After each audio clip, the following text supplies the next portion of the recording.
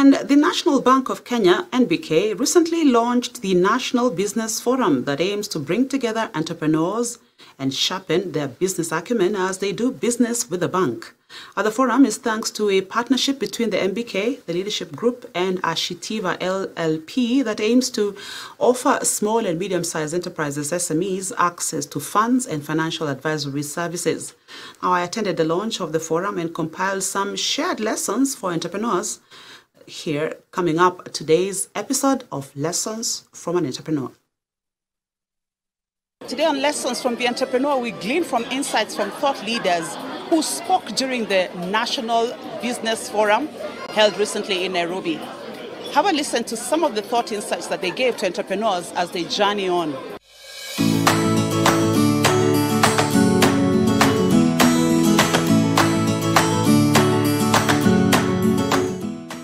Today we live in a very challenging environment, locally, globally, everywhere in our little communities. And so for me, the space that leadership occupies is very, very critical.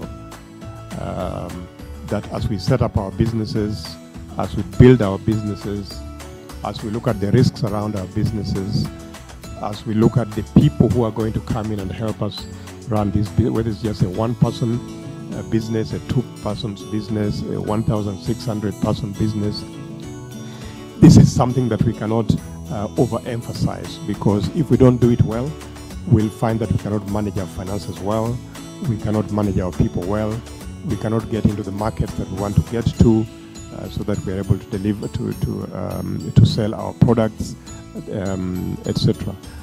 So I'd like to kind of end there in terms of these introductory remarks, that leadership is critical. We cannot overemphasize this. And so as we go through this program in the national business, there will be components which require you to get funding, but there will be components which require you then to see how you are going to utilize those funding, and this is where leadership comes in. When I think about growth, I am at the same level as you. I am at the point where I am trying to figure this thing out called scaling. And, it's been hits and misses, but at the end of the day, my partners and I are very committed to figuring it out, as I hope you are as well. Because, and I was very delighted to hear about the chicken business, because yesterday I was listening to Chick-fil-A, the son to the founder, and their story of Chick-fil-A, as well as if you think about Chick-fil-A, if you think about KFC, if you think about McDonald's, they all started as a mom and pop kind of restaurant. But the difference between Chick-fil-A and Karaoke or Wafula or Odhiambo running his own restaurant or his own chicken business in Kenya is that Chick-fil-A had a growth mindset. They had big thinking mindset. They're starting small, but they're thinking big. And so that's the first thing that I think we have to embrace as business owners who are ready and eager and curious about growth. What got us here will not get us there. What got you here will not get you there. So the first thing that we have to be comfortable with is big thinking. And it may look like a simple matter, but you may be surprised how big thinking is not easy. We reach a certain ceiling and we say, this is as far as I go. The appetite for big thinking in East Africa, in Kenya, in Africa, is not that big. It's not that big. And so I'm even also challenging myself to go beyond my fears, beyond my limitations. And that therefore means that I can't achieve it alone. Chick-fil-A had to get support. Right now from one shop to about 3,000 restaurants, and in some places they own real estate, in some places they do mall outlets. And so if you're to think about where you are, how far can you imagine your growth? Because, a friend of mine who is in pet food, an American investor, a businessman, told me the other day that you have to start with the end in mind. And he challenged me to read that book, Starting with the End in Mind, and or Building with the End in Mind. And my challenge to us today is, how do we perceive the end? I liked what Fred said, that it was challenging the Nairobi West business to think of itself in 13, 14, 15 different countries. So we must figure out how to think big. And it therefore means that we must excel in operations, so that then to leave room for us to think and to build and to work on the business, as opposed to constantly driving the grind in the business. The second thing is excelling in our systems. So systems are so critical, at times even more important than the product. The product is important, but the system is what, because there are so many businesses that have great products, but the system is what really gives you an edge. I run an SME called the Leadership Group, and it's an SME because we started it the same way that was being described here by Fred and his friends. At the end of 2015, I left formal employment, having worked in banking for 18 years and worked in consulting for 3 years. And so I was sitting in my house and wondering what to do next. With my family, we decided that the best thing to do is to build on to the competencies that have grown over the years, and that was going to be in the area of leadership and governance. And so we took out a flip chart board and we drew a number of things of the kind of things we could do, and that led to the birth of the Leadership Group. At the Leadership Group, we support organizations in the areas of leadership development. So, as we all know, everything starts and thrives or dies on leadership.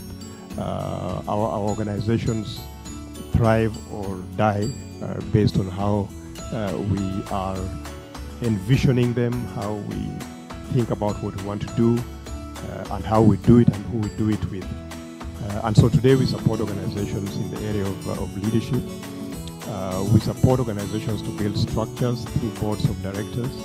We support organizations to develop strategy,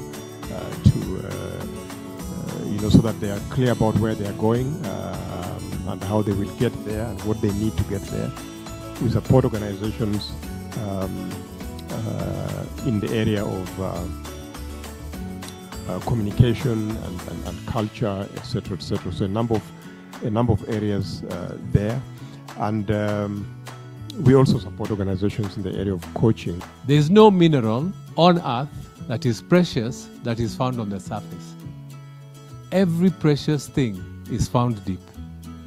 Oil, gold, cobalt, diamond, everything.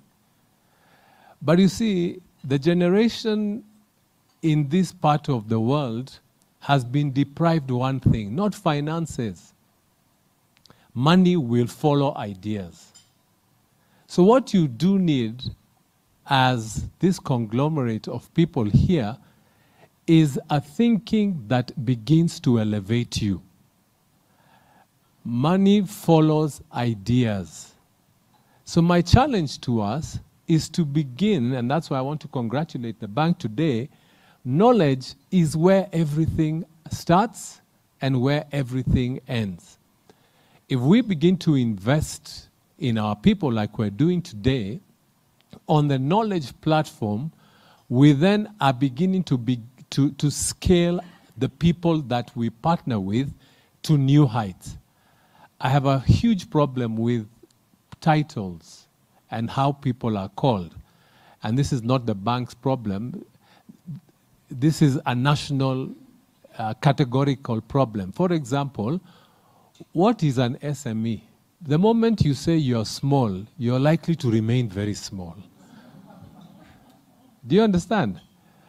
One of them that I'll be helping to shape narrative, and I can dare say this, is that the reason people are hustling is because you're called hustlers. We have to change. It says, let the poor say what? I am rich. Let the sick say what?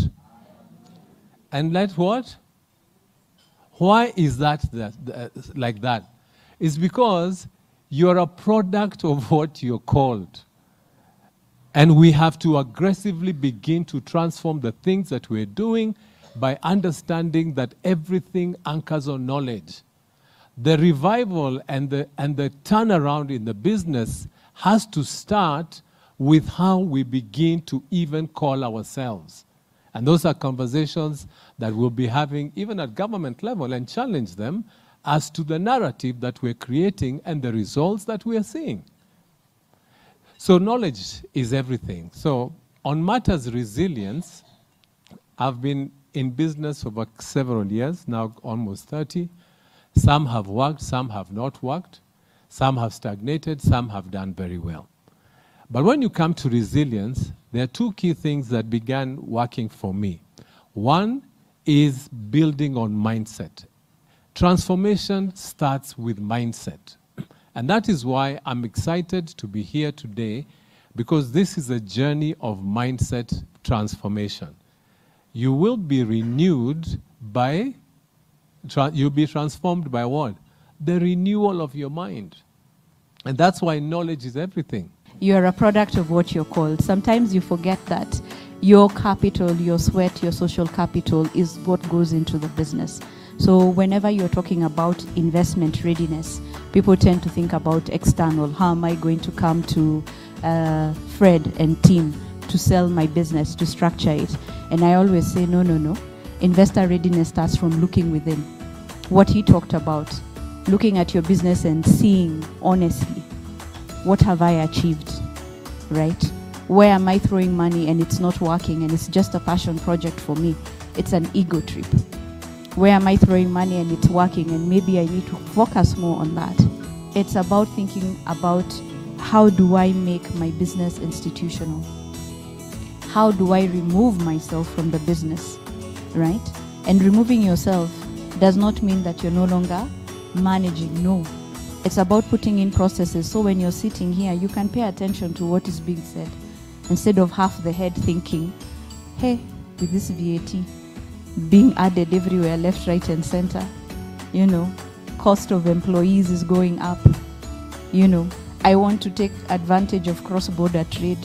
People are paying lip service to it. When my goods reach the border to go to Uganda, it's another story. It's like they don't know about all this ESC we are in, you know. All these things, it's about putting in structure. So what is investor readiness really at the end of it all? It's starting as a business owner and saying, understanding what is my business really good at? What are we doing well? Why is it thriving? And the reasons for it thriving, are they sustainable or is it a fad? I used to work in the bank. I'm also an ex-banker in Central Bank. And I resigned at the age 27. And that time, Mika Cheserem was the CEO. And I told him, sir, please release me because I find that this is not the space I will be for the next couple of years. The youngest person who ever resigned from Central Bank, AAA Bank, at 27. What did I see? I saw opportunity that I needed to go and build on. But my first business was importing cars. I brought in several cars. The first car that came, I had been paid $3,000 for it. It got hit, when the drivers were bringing it, it got hit at Mtito one day, so I received half a car. The boot was behind the front seat. Now the owner came and told me I don't want. Then I realized the risk is really mine. The owner wants a full car. That was the first one. The second one arrived and the documents mysteriously disappeared. It took me 1 year to try and get new documents together with a lawsuit. The third one was from a neighbor of mine who I imported from, and the agent I sent the money disappeared. He sent me a car 12 months after. So I used to go home and I have to wait. There were apartments. I have to wait for the neighbor to sleep for me to go home. Because every day he's asking me for his car. I realized one thing. Car imports, car business, not for Anthony. Because I am able to track. I am able to identify my journey. The problem we have, and the problem that many people are experiencing, is that we're too busy running instead of being busy sitting. Sit, think, and analyze. You will see things that you have done that don't have fruit. So stop doing those things. You will see areas that you touch that propagate. Strengthen those things. And I always talk about quail eggs because it's the most relatable thing. The first people to do quail eggs made money. They came in, saw an opportunity, quick, bought, sold, out. Then all of us got in. All right? It's the same thing. I was working at the stock exchange when we listed Safaricom. And everyone was so excited. Everyone bought.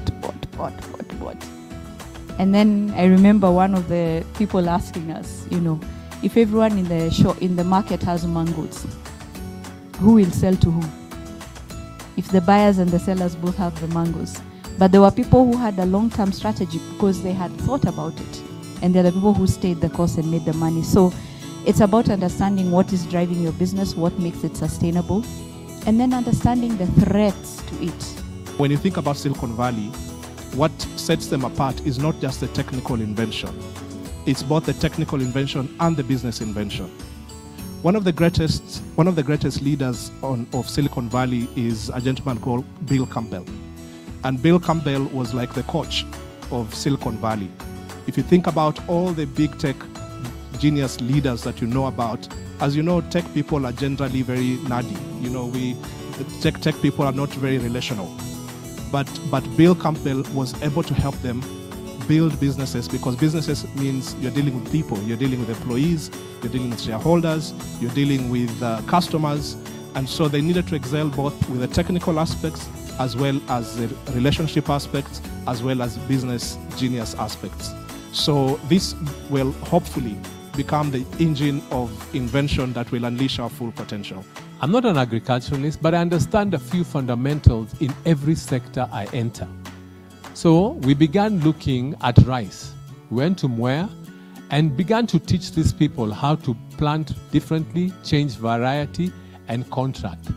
The first season, they moved from 18 bags per acre to 32 bags per acre. The second season, they moved from 32 bags to 66 bags. It's on television. You can Google it. They started buying televisions, buying new farms because they have more revenue. What happened? Knowledge increased productivity, not even capital. Now we're looking at Meru Dairy. The average problem in Africa in agriculture is productivity. Our coffee is 2 kilos per branch. In Brazil, is 30 kilos. Our cows are giving 5 liters. In Europe, is 60 liters. What is the difference? And therefore, we start investigating the problem. So we got into Meru Dairy, and the mandate was move us from 300,000 to 600,000 in 3 years. In 3 months, we're at 460,000. What are we doing? I realized a cow needs to eat the right food. Then I went back and realized, how is the food done?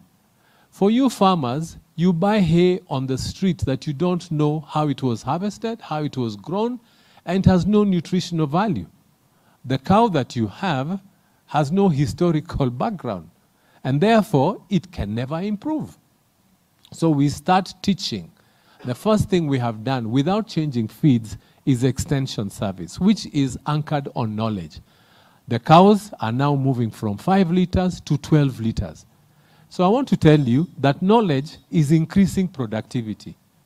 Before we now come to make them bankable and bring them to the bank, to tell the bank, now you can lend these farmers because they have a profitable business. How many of us take time to learn from failure? He's talked about failure. Anyone who has run a business, we have spectacular failures. Failures where you sit and you hold yourself and you're like, oh, I need to take a moment or 5, right? But how many of us actually look at that failure and say, okay, my fault was 1, 2, 3, 4. What I didn't prepare my team for, because that's part of a leader. You cannot say you're successful if your team is not doing well, right? what did I fail my team in doing, right? And then how do I prepare for better going forward? So all that, when people hear investor readiness, it's that objective preparation of your business to say, this is how we want to structure it. So that by the time you're coming to ask for the capital from NBK or any other partner, you know what it's supposed to do, you know what it's costing the business, and you know why you need to make it work. So many of us come to the bank without necessarily understanding, what is this capital really for? Oh, I want to buy a machine. Okay, that's fine. But the machine is only a tool. What's the end game? And what point will it make you reach, right? What milestone, right? And if you want to grow your business, you don't have to physically go there yourself. There are other SMEs. Form partnerships, form collaborations, you know. But be careful. It's like a marriage, you know. I can come and sell myself and tell you all the wonderful things. Then once the ring is on the finger, I don't cook chapati. I microwave, ready-made, right? Or someone doesn't fix doors. They know how to call the fundi. Is the door fixed? Yes.